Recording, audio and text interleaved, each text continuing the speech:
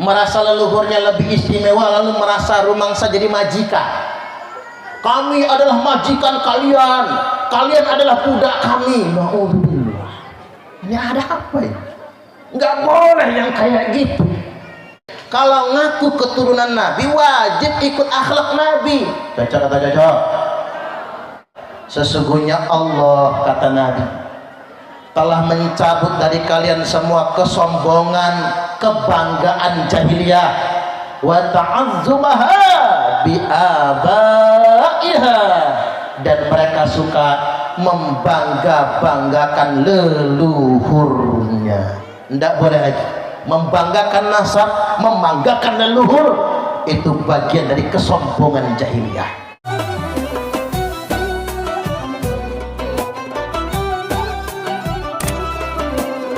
Manusia sama di hadapan Allah, betul nggak kira-kira? Indonesia ini sudah terlalu lama dijajah, 3 abad lebih dijajah Belanda, belum lagi sakit dijajah oleh Jepang. Kadang-kadang Bapak Ibu, karena terlalu lama dijajah, ada orang yang bermental feodal, pengennya dindoroaken. Kalau kata orang Jawa apa? Meriayeni, betul nggak bahasanya? Meriayeni, ngebos, jeng jeng, teng teng teng. Apa bedanya dengan bangsa feodal zaman dahulu kala? Nggak boleh, meriayeni itu bukan zamannya. Ini era tahun 2023, dunia sudah modern. Jangan pernah merasa lebih istimewa daripada orang lain. Cocok atau cocok? Cocok atau cocok? Kita sama di hadapan Allah. Yang membedakan kita apa? Inna akramakum indallahi atqakum. Yang paling mulia di antara kalian semua di sisi Allah adalah yang paling bertakwa. Saya nggak tahu, jangan-jangan jenengan ini Pak jauh lebih bertakwa daripada saya. Maka saya tidak merasa punya hak sedikit pun untuk lebih istimewa dibandingkan jenengan. Cocok atau cocok? Jangan sampai Bapak Ibu orang zaman sekarang merasa nasabnya lebih istimewa lalu merendahkan orang lain, merasa leluhurnya lebih istimewa lalu merasa rumangsa jadi majikan. Kami adalah majikan kalian, kalian adalah budak kami. Na'udzubillah. Ini ada apa ya? Nggak boleh yang kayak gitu. Ternyata memang Bapak Ibu, berhari-hari, berminggu-minggu, berbulan-bulan, bertahun-tahun merasa majikan, merendahkan masyarakat pribumi Indonesia. Mentang-mentang kita hidungnya pesek-pesek, hidungnya proporsional Bapak Ibu ya, merendahkan. Ternyata mereka yang merasa nasabnya lebih mulia, ngaku ahlul bait, ngaku dzurriyyah, ternyata hasil penelitian ilmiah belum terkonfirmasi sebagai keturunan Nabi. Pantesan akhlaknya nggak sesuai dengan akhlak Nabi, pantesan kelakuannya nggak cocok sama kelakuan yang dicontohkan Nabi. Hanya ngaku-ngaku keturunan Nabi. Beda yang beneran sama yang ngaku-ngaku. Kalau yang beneran akhlaknya nyontoh Nabi. Walladzina amanu wattaba'athum dzurriyyatuhum biimanin alhaqna bihim dzurriyyatahum.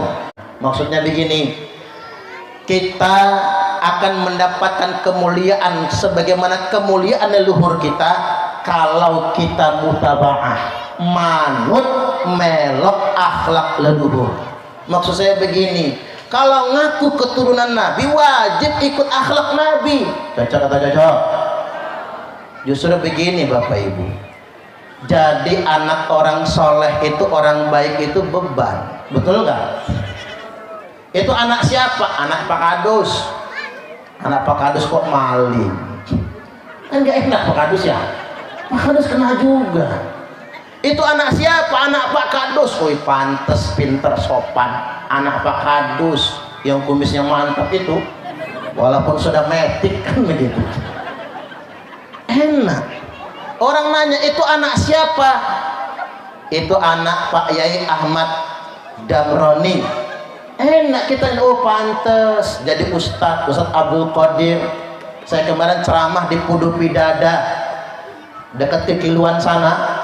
Putra beliau juga Ustadz Ahmad Dawami di situ membina majelis taklim, ribuan jamaahnya di sana. Wajar kata orang, anaknya Pak Yai Ahmad Dawami.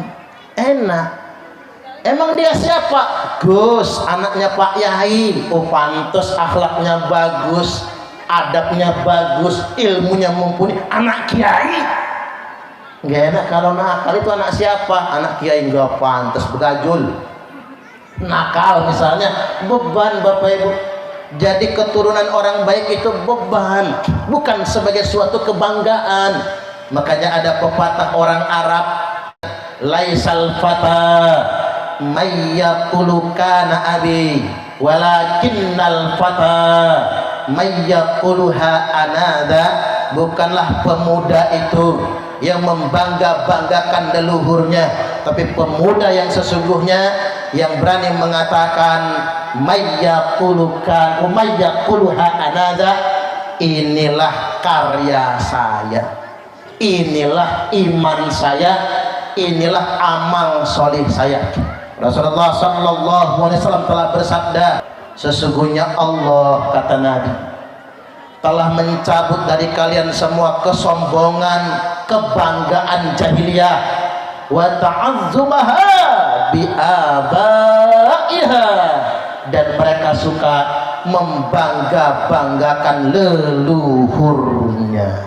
Tidak boleh lagi membanggakan nasab, membanggakan leluhur. Itu bagian dari kesombongan jahiliyah. Nabi bersabda, al-kibru batarul haqqi wa ghamtun nas. Kesombongan itu adalah menolak kebenaran dan merendahkan orang lain. Ini penting peringatan buat yang mengaku-ngaku sebagai nasab orang suci. Mbok yau tunjukkan akhlak yang baik agar tidak menjadi fitnah bagi umat ini. Jangan sampai kemudian orang menyangka ajaran Islam sedemikian rupa. Makanya kalau kata Gus Mus, pepatah lama, sing waras ngalah, nggak berlaku. Nek sing waras ngalah, nanti yang nggak waras merajalela. Makanya sekarang yang waras-waras harus bersuara, yang waras-waras harus ngomong. Baik, lanjut nggak kira-kira? Tadi yang pertama yang harus kita minta maaf istri. Yang berikutnya, kalau bagi ibu-ibu, yang pertama kali yang harus dimintai maaf adalah suami. Karena kata Nabi, bu, istri-istri di akhir zaman banyak membunuh suaminya, bukan dengan cara meracuninya, tapi dengan dua cara. Satu, dengan cara mengomelinya. Ada nggak sih yang suka ngomel? Kalau ngelihat cangkemnya kayaknya tukang ngomel semua ya. Yang pertama mengomelinya, yang kedua membebaninya dengan cicilan. Pantesan suami-suami akhir zaman banyak cepat matinya ya Pak, karena dibebani dengan cicilan. Emak-emak ini apa-apa nyicil, kulkas nyicil, kursi nyicil, spring bed nyicil, dandang nyicil, tupperware, seragam pengajian mana gak lunas-lunas lagi ya. Lakinya peras keringat banting tulang, kepala jadi kaki, kaki jadi kepala, kerja capek lelah mana geluduk lagi ya. Habis kerja gajian, begitu gajian habis buat nutup cicilan. Makanya ibu-ibu kudu banyak-banyak minta maaf sama suami. Kan pernah saya sampaikan di Trans Tanjungan, orang kaya itu ukurannya bukan harta, orang kaya itu ukurannya rasa. Ya Pak ya, laisal ghina an katratil arad walakinnal ghina ghinan nafsi. Bukanlah kaya raya itu karena banyak perbendaharaan, bukan karena banyak perhiasan, tapi kaya yang sebenarnya geluduk lagi. Geluduk aja setuju sama ceramah saya. Karena kaya yang sebenarnya kaya jiwa kalian semua. Bu, agar suami nggak pening, ibu-ibu nggak gelisah, pesan dari saya, untuk kita semua, nggak usah risau sama punya orang. Cocok kata cocok? Nggak usah gelisah dengan punya tetangga. Ini tetangga beli kulkas panas, tetangga beli ceret mencret, tetangga beli mobil menggigil, tetangga beli motor gemetar. Ukuran orang kaya bukan banyak harta, ukuran orang kaya bukan karena banyak perhiasan, tapi ukuran orang kaya itu walakinnal ghina nafsi, tapi kaya yang sebenarnya kaya jiwa kalian semua. Maka dari itu kembali lagi, orang pertama yang harus ibu-ibu mintai maaf adalah suaminya sendiri. Bu, jemuran udah diangkat? Belum. Alhamdulillah nggak apa-apa hujan ya Bu ya, barokah. Pokoknya belum. Saya doakan nanti hujannya turun pas jenengan sudah sampai rumah. Amin. Tapi nggak apa-apa lah hujan-hujan juga. Cuman saya kok seneng ngelihat anak kita yang di depan ini ya, pules tidurnya Bu. Ini pandang nggak punya dosa. Makanya bapak ibu yang tidurnya masih pules, dosanya belum banyak. Tapi kalau sudah susah tidur, banyakkan dosa itu Pak. Itu bahan introspeksi diri. Kalau nggak punya dosa ya begitulah. Nggak peduli saya teriak, saya bengak-bengok, tidur aja dia pulas pokoknya. Jadi balik lagi ibu-ibu minta maaf sama suami. Karena begini, surganya istri itu ada pada keridoan suaminya.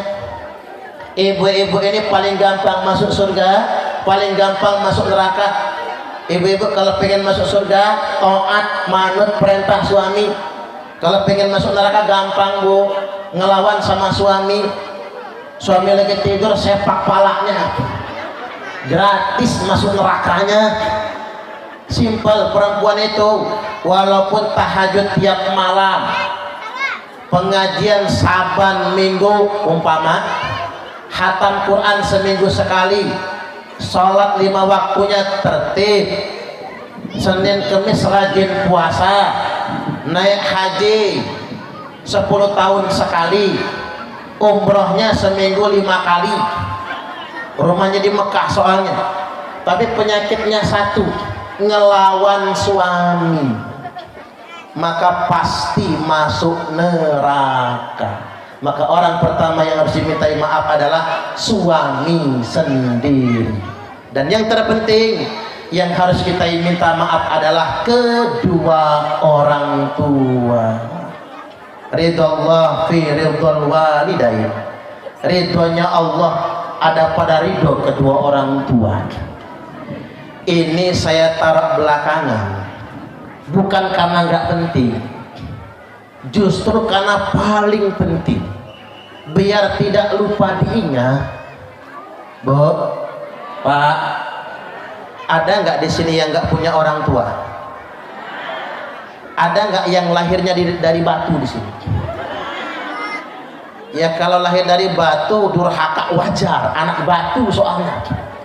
Selama kita punya orang tua, kita punya kewajiban berbakti. Ini akhir zaman kata Nabi. Akhir zaman ini wa antalidal amata rabbataha. Banyak budak-budak yang melahirkan tuannya. Apa itu budak melahirkan tuan? Bukan budak Palembang, bukan budak Semende, budak Ugan, lain budak Sunda. Budak yang melahirkan tuan itu ibu kandung, ibunya yang mengandung, ibunya yang melahirkan, ibunya yang menyusui dan membesarkan. Setelah anaknya sukses, anaknya memperlakukan ibunya seperti pembantunya sendiri. Mati lampu ya.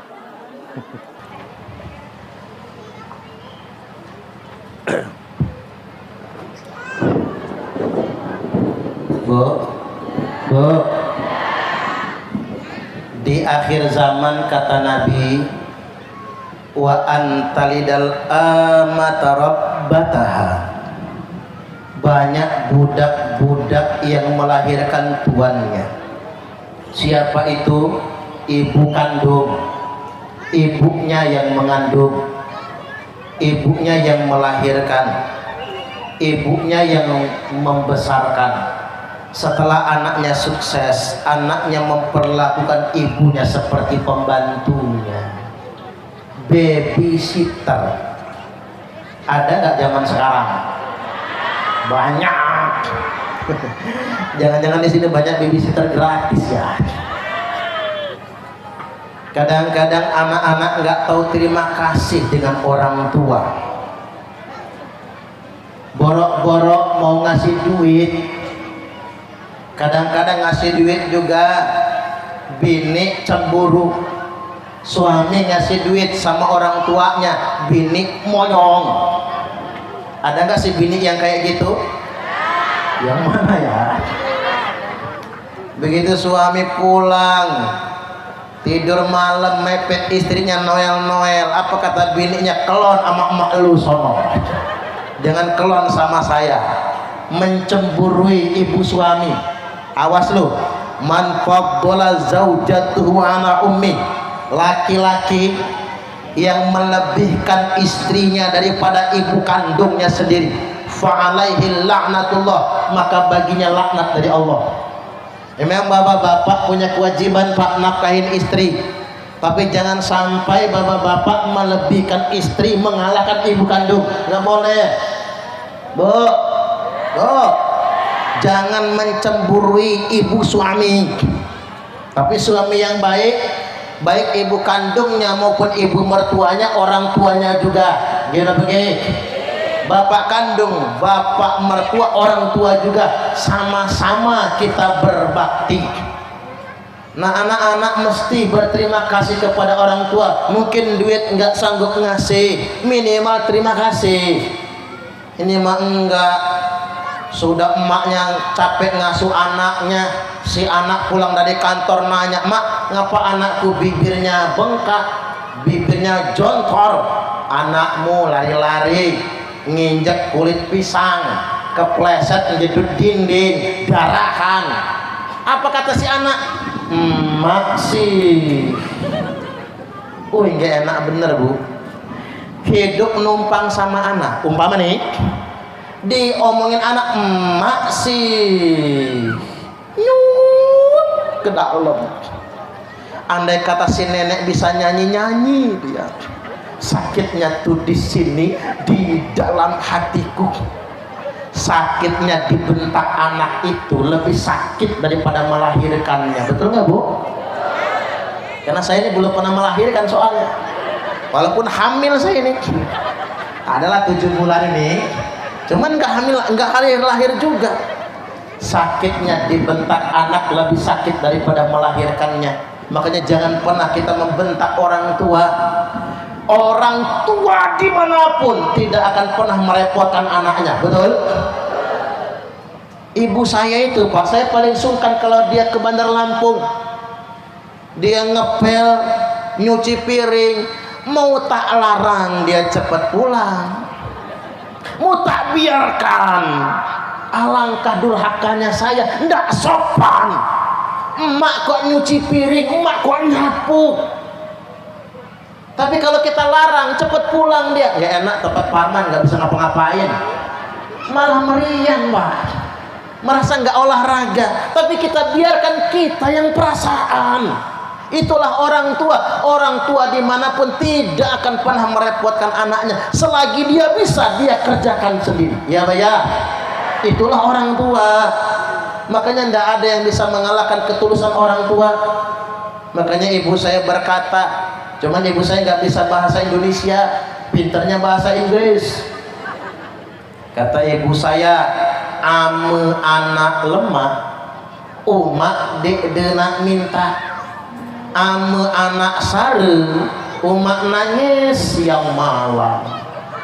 Ini bahasa Inggris Kingston. King itu raja, stone itu batu, batu raja. Oke. Ame anak lemah, umak dek dena minta. Ne anaknya seneng, ne anaknya suge, Kalau anaknya kaya, ibu nggak pengen minta, betul nggak Bu? Tapi kalau dikasih mau, ya nggak kira-kira. Tapi ya jangan ditawari. Kalau ditawari ibu pasti nolak. Opo le? Ini duit mak, masih nak. Cukup nggak mak? Cukup nang. Nggak, mama ngomong aja, kira-kira mama mau dikirim lagi nggak usah nak. Ini anak goblok, ini gobloknya anak. Ngapain nanya?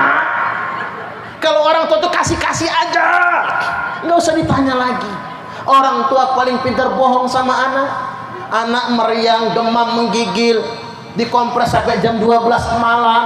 Si anak nanya, mama nggak ngantuk? Nggak nak, mama nggak ngantuk. Padahal klok sambil ngerumat anak itu emak. Kalau bapak mau udah pulas ya Bu ya. Itu beda soalnya. Makan susah, kadang-kadang makan, kadang tidak. Ada beras jadilah makan nasi cukup.